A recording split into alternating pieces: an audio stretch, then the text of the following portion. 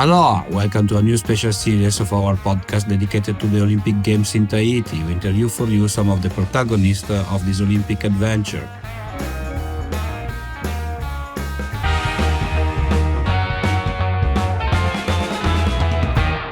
Hello, Mr. Aguerre. How are you? Welcome to the show. Where are you today?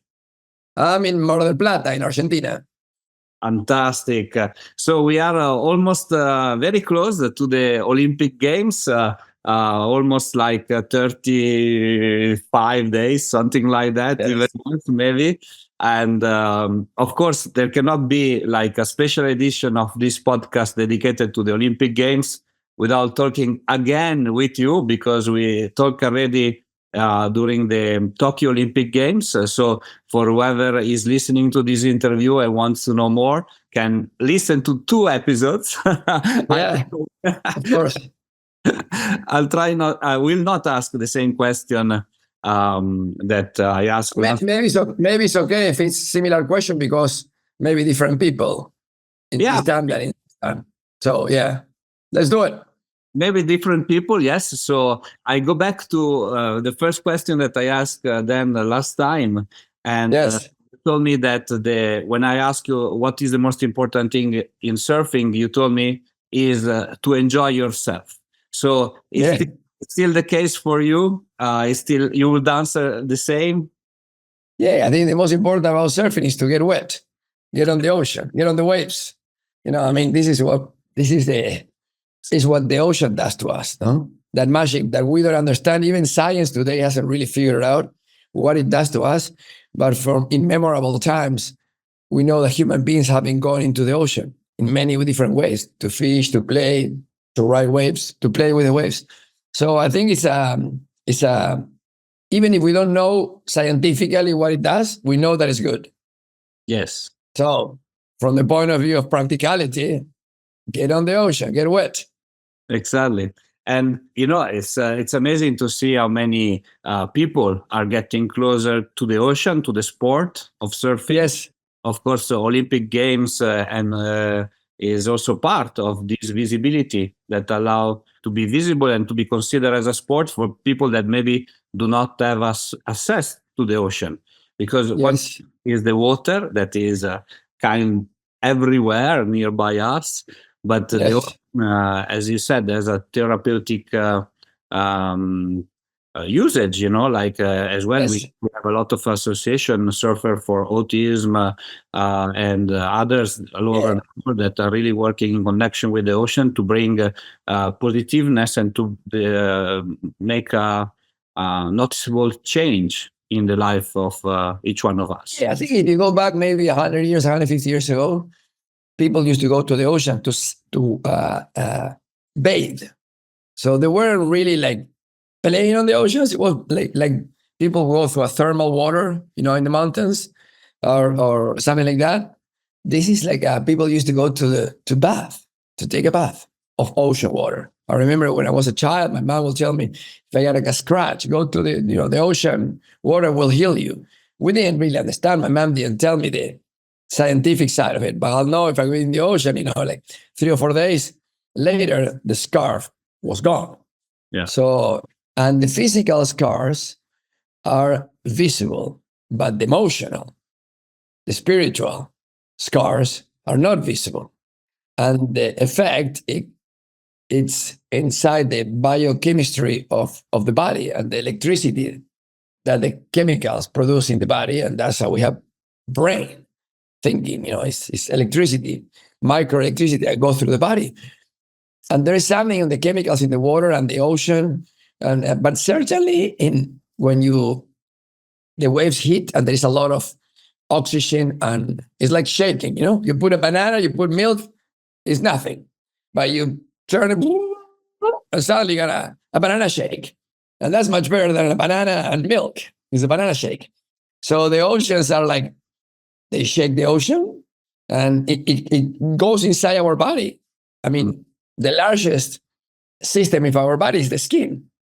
It's not the digestive system or the respiratory system, it's the skin.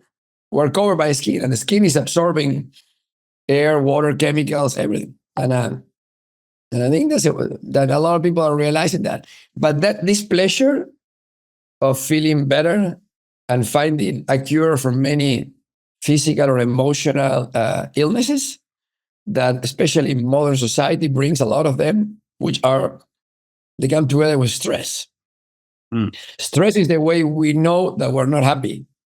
Stress, some stress is okay. You're playing a sport, you're running, but overstress is sickening, and it can kill you, and it actually kills people. And so I think the benefit of this nature's medicine, which is going into the ocean, carries a responsibility. A responsibility for all of us is to look at the quality and the health of the ocean, because the ocean doesn't have an ambassador, a minister, a political, representatives. The ocean is out there. We just take and take and take and take, but it's not endless. We can actually destroy the ocean, and we can actually destroy life in the ocean. And we've been doing that in a pretty reckless way, because a lot of the bad things that we do to the ocean, you cannot really see. I mean, we go to the shore and we collect plastic, but that's just a small percentage, a very small percentage of the trash that modern society puts on the ocean. A lot of the other ones are invisible. They go there, they become part of the ocean, and they pollute, including the plastic that becomes like these micro pieces of plastic that are in the water and that fish eat, and we eat when we eat the fish. So it's that responsibility. I always have this idea that because of Olympic surfing, we surfers were some of the ambassadors of the ocean. That's our role too. We speak for the ocean that cannot speak. This fame, this fortune, this glory of Olympic participation and Olympic medals carries a responsibility. And the responsibility is to be ambassadors, be caretakers and caregivers. Caregivers is the word, being caregivers of the ocean. And in that sense, there's never too much to be done by surfers. And hopefully, friends of the ocean. And while the appeal of surfing expands in the ocean, there should be more people that care about the ocean. No? And the ocean is not polluted because of what we do in the ocean, but mainly it's polluted basically by what we do on the land. Yes. Everything that we throw on the land, rains, goes to the ocean, and the ocean pushes to the beach. So that's how we found beaches full of shit, of trash that we don't really, it's not ours. Yeah.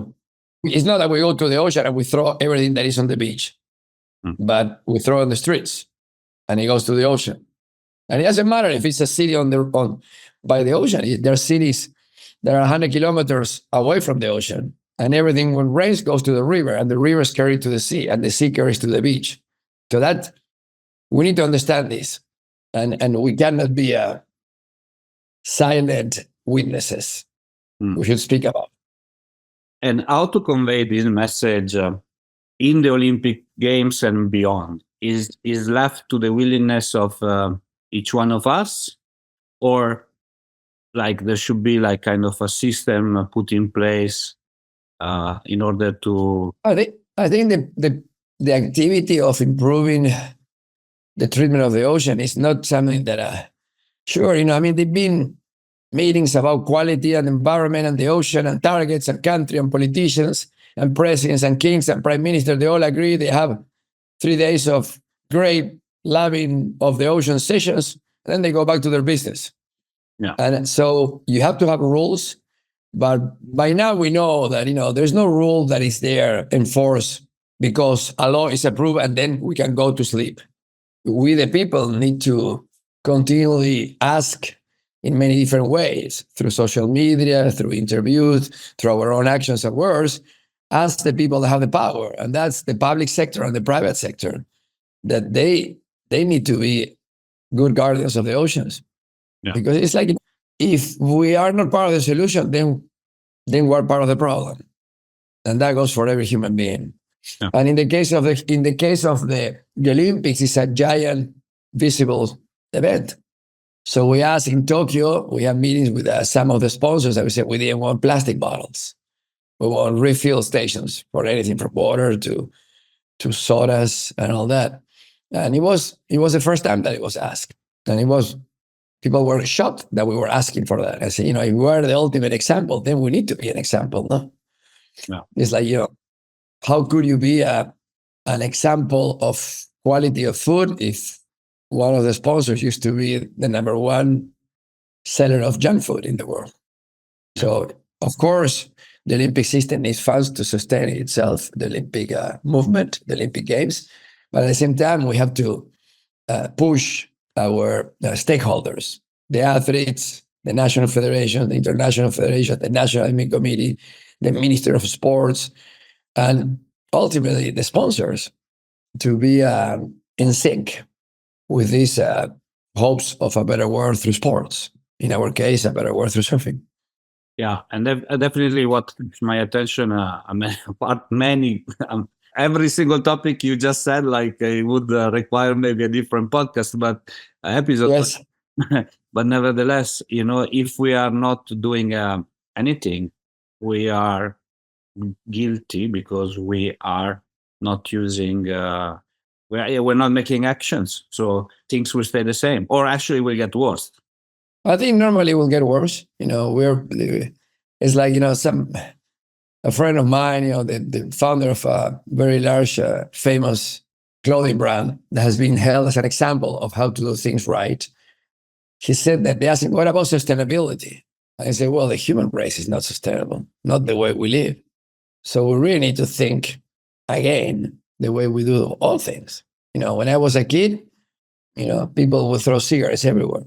And now you can't just throw cigarettes as they're done everywhere. It's a piece of plastic that is left there on the street, on the beaches, and they all end up in the same place, in the ocean. So I think it's 50 years ago, doctors were smoking inside hospitals. Yes, and the movie industry was sponsored and paid by the tobacco industry to put tobacco everywhere, in every movie. And every cool guy had a cigarette in his mouth. And now, you don't go to a house and you light a cigarette inside the house unless they're smokers and you ask for permission. And even now, smokers in open quarters, they don't feel like they're the coolest. They're probably people that there's been a change. People have a bias. Yeah, so I think society evolves, and the problem is that our evolution is normally all the things that we saw in history take time. Yeah, but they all start with one person saying no or saying yes, and then talking to more and more and more and more and more and more and more. Eventually, it's a wave, a big wave. It's a Nazaré wave, and then the wave takes over. Yeah, it's a fantastic one. And if we see things, the glass half full, we see the number of surfers increasing, or people that are going in the ocean or they're going in the pools. I don't know what they practice, and then all of us, we can become ambassador of the change and sensibilize the attention to the because at the end, the sea gives us the fish to eat, giving us a lot of other things. So it's not only everything. So yes, if we can change with the numbers of people that are actually participating to a sport, then definitely, finally, we will see some positive stuff happening. Yeah, I think it's as I said, it might not feel that the tide is changing, but at one point the high tide starts becoming low tide. So the tide does change, and we all have a role in pushing the tide to be a better tide. It doesn't matter. If you don't feel that, each of us is a grain of sand. A grain of sand is nothing, but millions and millions of grains of sand create beaches, sand dunes. So don't underestimate the power of a grain of sand. You told me something last time we spoke that was stuck in my head, is a surfer always paddle. And so we don't give up. We don't give up. No. It's like I posted a video maybe like a month ago. I was in El Salvador. I arrived at 1 a.m. to the hotel. I put my alarm clock at 5. It's after 20 hours of planes and airports. I put my alarm clock at 5. I woke up at 5, did my warm up, and 5:20 I was on the ocean. And I paddled for the first wave and I didn't catch it. And then I turned around and they said, big set. So I get the set on my head just to wake up in the morning. And I paddle back out. And then I get a beautiful wave that is almost 1 minute. So, you could say, oh, wow, it's bad, so I leave. Or you can say, well, that was bad, I should learn. And I think it's learning. I mean, we just went a week ago, the International Paralympic Committee and LA decided not to accept surfing as a Paralympic sport. Oh, wow. And we tried really hard about this. We tried for Tokyo, it was impossible. We tried for Paris, it was impossible. And then a year ago, LA and the IPC, International Paralympic Committee, the Paralympic Committee said, no new sports. And LA said, I want to further review two sports, para climbing and para surfing. I'll spend a year showing them. I think we showed them that we were a very good addition to the Paralympic Games. But eventually they said no because of basically economic costs or logistics or all of that. And, for me, it was very sad because I knew that if they would have been included, it would have been an incredible positive thing. So many people around the world that have some sort of different abilities or limited abilities. Yeah. And, the first thing is like, first you get mad, then you get sad, and then you start paddling again. That's what you got to do. So now we got another 4 years until they approve the lineup of sports for the Paralympic surfing of 2032, which will be in Australia on the Gold Coast. Okay. And maybe the Australians, which surfing is huge in Australia, will see it in a different way, or maybe they'll find a way of doing it in a less expensive way and we'll be in. But that doesn't mean that I changed my faith on the importance of parasurfing, the parasurfing gift that we give the world. For so many people that feel that the only thing I do is be at home or be on a wheelchair or whatever is their physical situation. Yeah. And I in the first parasurfing World Championship organized, we did a panel of athletes, and the athlete from Costa Rica, and I forgot his name, he was asking a question: what is your hope of bringing back to Costa Rica? Because he was the only Costa Rican parasurfer, and his answer was magic. And it was so great that stuck with me all these years. And he says, I hope to bring hope back to so many in Costa Rica. And so even if you don't achieve your success or if you don't reach your goal, if you are generating a wave of hope for other people, then you've done an amazing job. Yeah. Then you've done an incredible job. Even if we're not including the 28 LA Games, the effort taught us. And our World Parasurfing Championship every year continue to expand. The amount of countries, the amount of people, the amount of divisions. And this is just the tip of the iceberg. These are the people that come to the Parasurfing World Championship. But then there's thousands and thousands of people that are at home, that are watching or hearing, if you are vision impaired, they're hearing the competition and says, I can also do that. Yeah. I don't need to be what I am. I could be something else. And that hope that's the name of my house. It's called Esperanza. Speranza, yes. Yeah. So hope. In Italian. Without hope, life will be a desert. Yeah. But I cannot talk for like thousands of people, but in a certain way, now maybe I take this freedom of doing that because surfing is in the Olympic because of you, because of all the effort that you have done over the years, because of that taking no as an answer was not an option, and you continue and you push it and you push it, and finally you were able to succeed. And it was already a huge success for Tokyo, and the surf culture at large owes you a lot, even if there are people that do not like to see surf at the Olympics, but we cannot please everyone. You have done so much for all of us, and I'm sure new things will come. Of course, Paralympic surf is so important. I discussed also last time with Christian Otter Bailey from US. Yes, of course. Just retired, yeah. About the importance of parasurfing, and then there are also all the longboarders. If you want to go in a different, different way. Yes, that they want to participate and they want to visible and they want to push and then. The most important thing is never give up. A surfer always paddle. So that's the thing, and we are inspired. I'm inspired by what you do and all the effort. Last time you were telling me, Alessandro, I was doing presentation and people were sleeping in front of me. You told me. Mhm. And come on, I was making the presentation of Tokyo, and the leader of the Tokyo beat was falling asleep in front of me. And I said, I don't care. I'm talking to the other ones. You know, you don't know who the next leader is going to be anyhow. So it's like, okay, well, you just keep on talking. I mean, let's keep on talking and keep on repeating. You know, replay. You know, practice makes perfection. So you gotta go. Maybe the solution is like when you are tired, you need to go out and get a couple of fresh waves that wake you up, like you have done it at 5 in the morning. Yes, I think it's I think the most, you know, as I've been doing this for 30 years. This year the ISA turned 60 and I turned 30 as president of the ISA.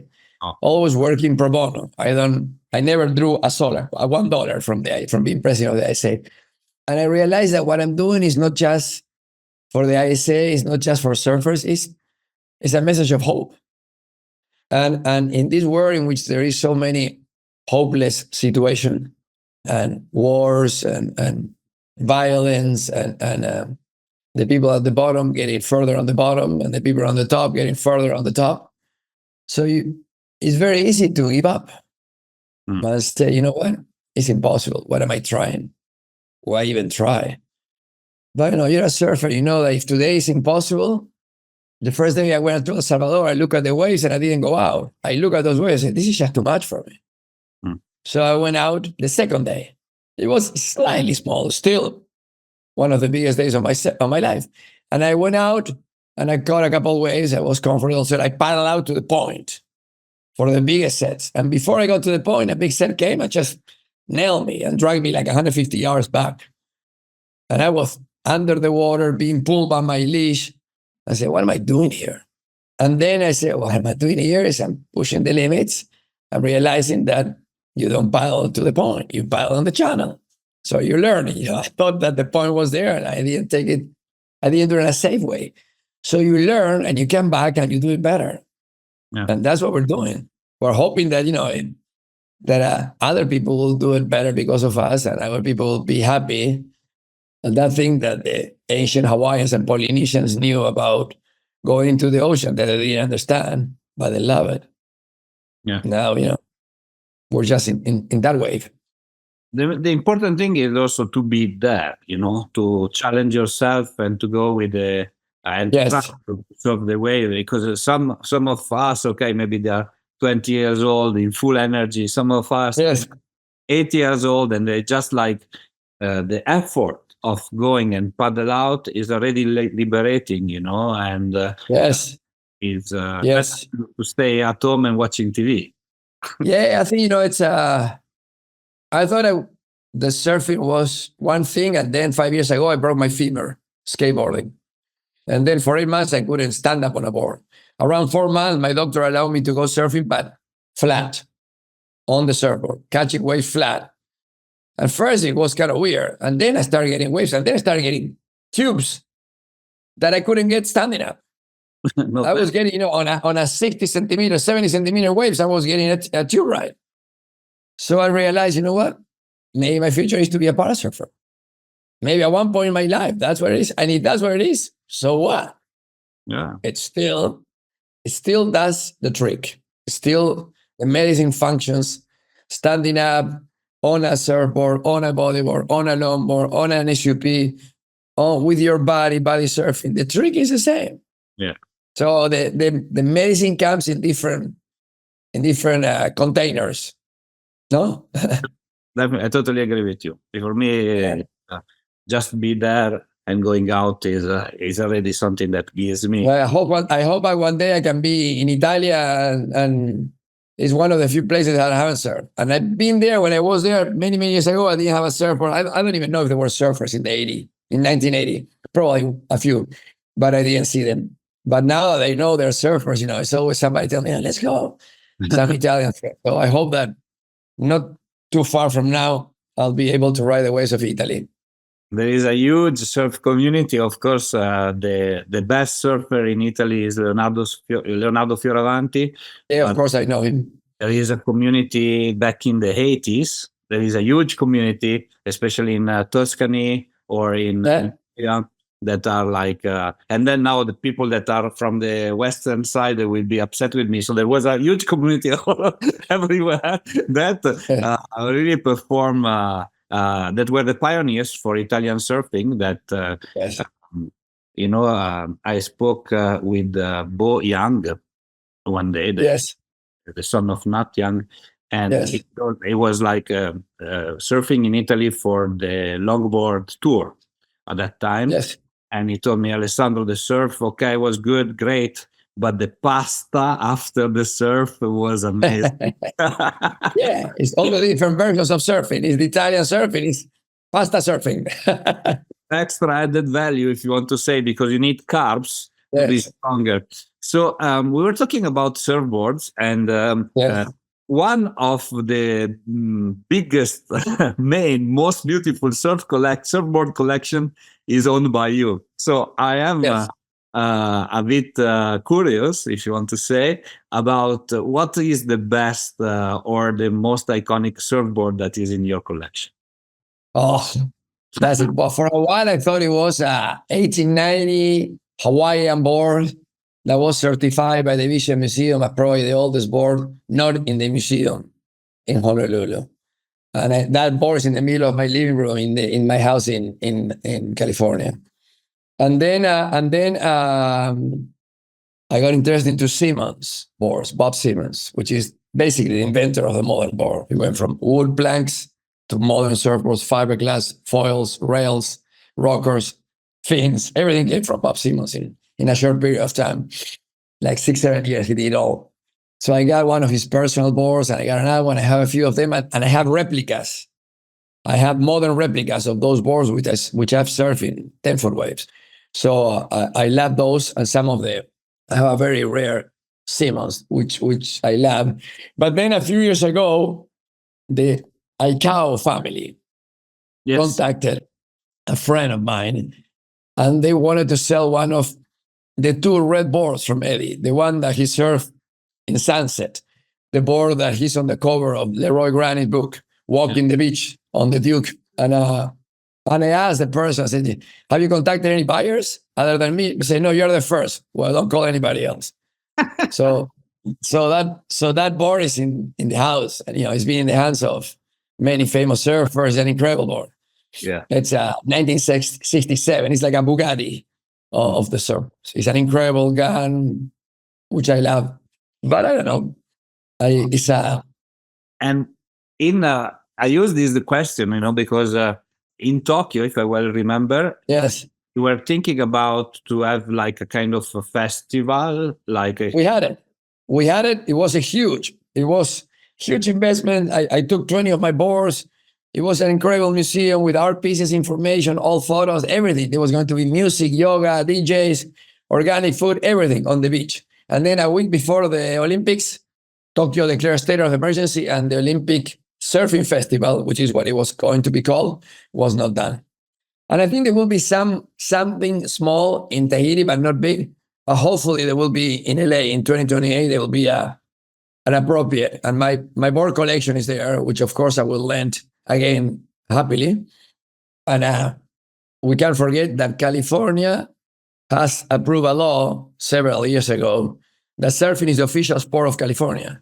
Yeah. I didn't know. Wow. Yeah. So it's a law. The sport of California is not skateboarding, it's not football, baseball, or whatever. It's surfing. Wow. So I'm sure there's going to be some important surfing exhibition and look back into the wonderful history of wave riding. Yeah, it will be an occasion for all of us to, first of all, to fly to COVID. Exactly.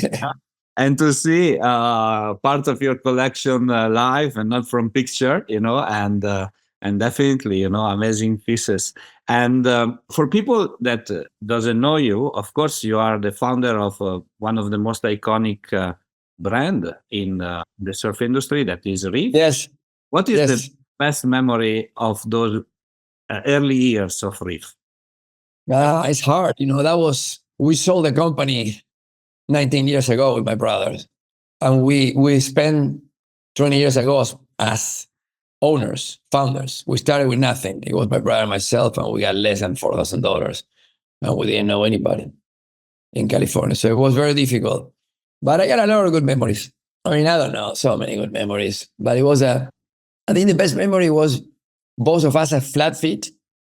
So we couldn't really wear sandals because our back will hurt. Yeah. So we developed sandals that were actually good for you, physically, orthopedically correct. And I think that in the early years, one of the most exciting things was my English distributor sent me a photo taken in Paris, on the streets of Paris. And it was Linda and Paul McCartney walking in Paris. This is maybe 92, 91, 92. Okay. And Paul was with a suit, wearing a suit. I got a pair of reef sandals, wearing them. and I said, wow, this is incredible. No? Here I am, being worn by Paul McCartney. Exactly. I remember another, maybe 3-4 years later, the Stones were touring Australia, and they called ahead to a surf show. They shut down the surf show for them, and they all went shopping, and they all bought a bunch of surf goods that were in Australia, including many, many pairs of reef sandals. Yeah. It's kind of amazing. And but for me, was the most important part was doing it with my brother. Of course. So when you combine surfing or business with La Familia, with your family, then it's even better. The family business is the most difficult business because there's a lot of feelings and emotions and things like that. But when it works, it's the best business. Yeah. So we did that with my brother for 20 years. So I think the whole thing was memorable, and in many ways, it changed our lives. Well, it did, definitely. And, of course, Italians are Latin as well. So Yeah. Latins. So I know what does it mean, talking with the familia, with the family. Yes. Same word, by the way. So, and what I like is that your memory are connected to rock and roll. That is like... oh, yes. So... it's Stones or Beatles, both of them. Of the many things that I've done in my life, I was a DJ when I was 15 to 18, 19. So I love music, and I still play vinyl, records at home. And I think music is such a part of culture.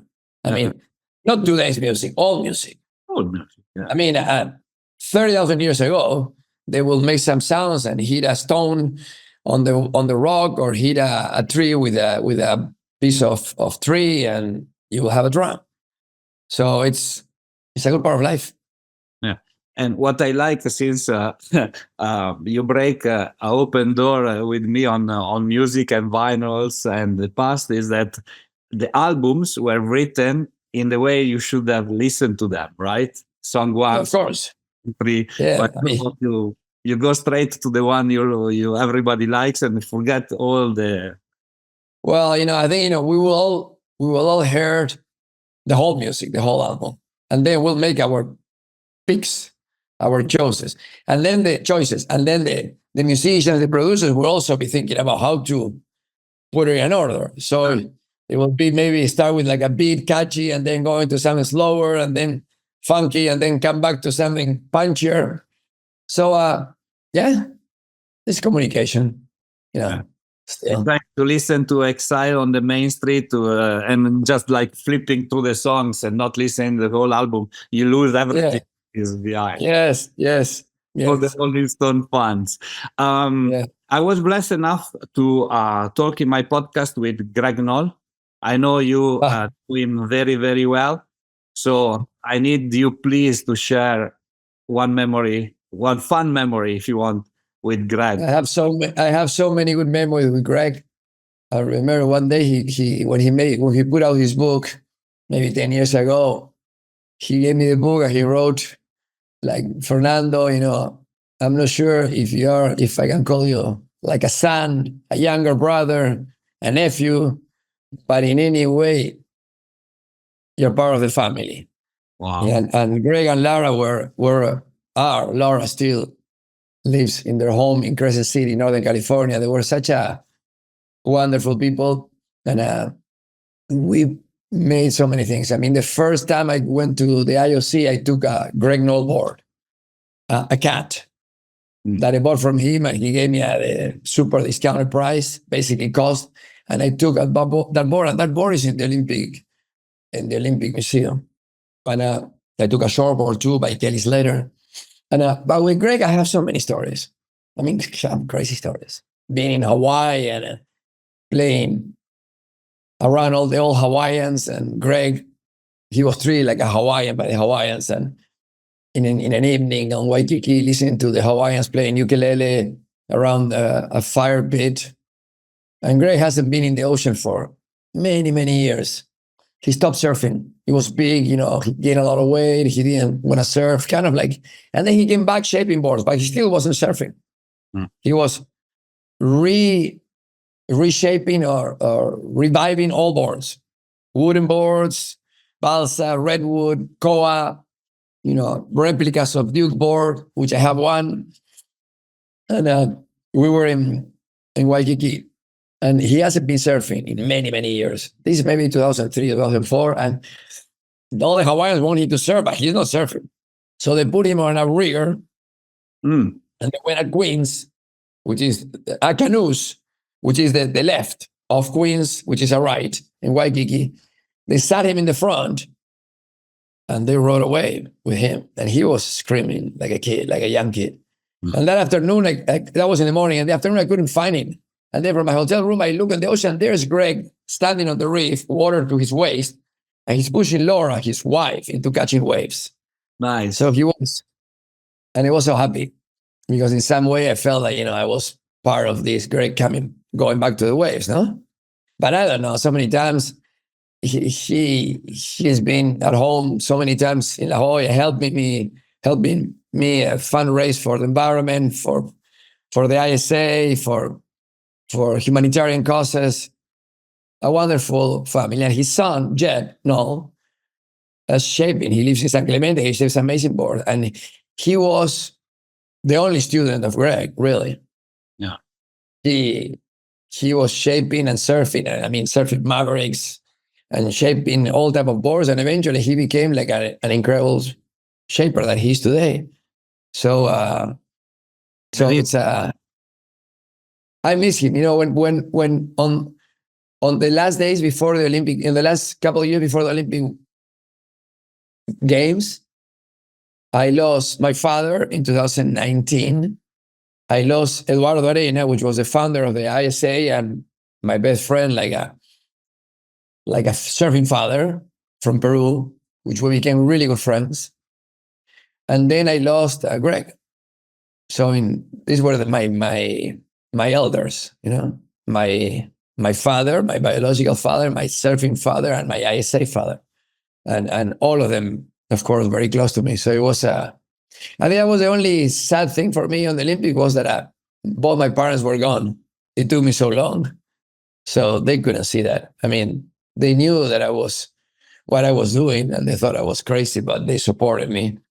It's so great to see the smile of all the surfers when they get the golden ticket and they go to Tokyo or they go to... That was a creation that I put together. I said, you know, it's nice. I want to surprise all of them when they come out of the water.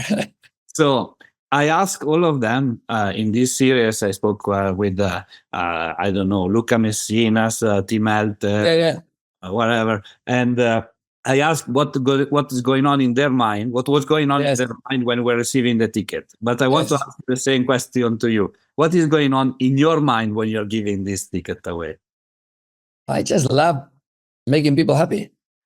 And, you know, for a surfer, you know, it's that you're participating and trying to enter the Olympics, getting the tickets to the Olympics is happiness because you might not win the medal, but you will be an Olympian for the rest of your life. Thank you. I love to bring happiness to people. Yeah. Thank you, Mr. Fernando. You brought happiness to me, and I'm sure you brought happiness to the people that are listening to us. Enjoy the time that separates us from the Olympic Games, and I'm sure it's going to be a great aloha. Thank you. Okay. Forte abbraccio, Alessandro. Ciao. Ciao. Bye-bye. Ciao.